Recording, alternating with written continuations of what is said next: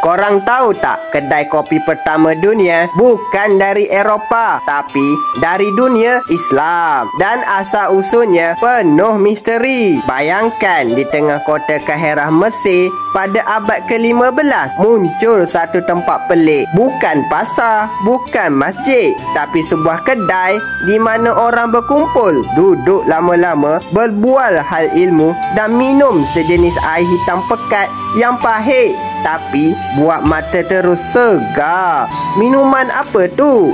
Minuman tu bernama kopi.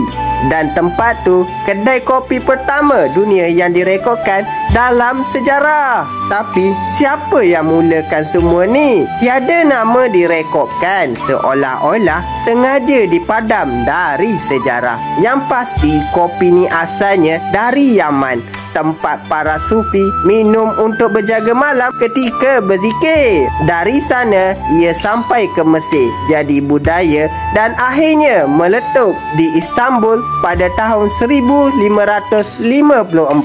Masa tu dua pedagang misteri dari Syria, Hakam dari Aleppo dan Syams dari Damsyik, buka sebuah kedai kopi pertama di Empayar Uthmaniyah yang dikenali sebagai Kivahan. Tapi kedai ni bukan sekadar tempat minum.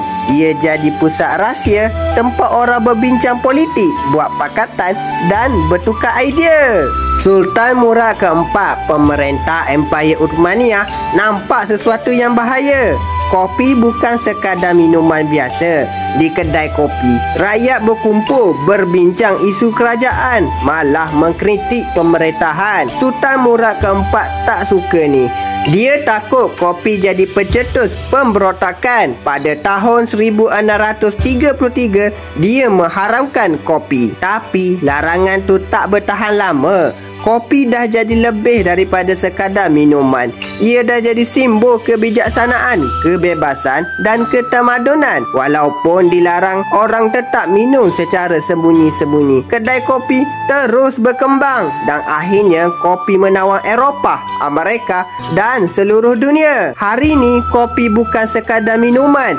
Ia ada dalam setiap budaya, setiap negara dan setiap pagi kita.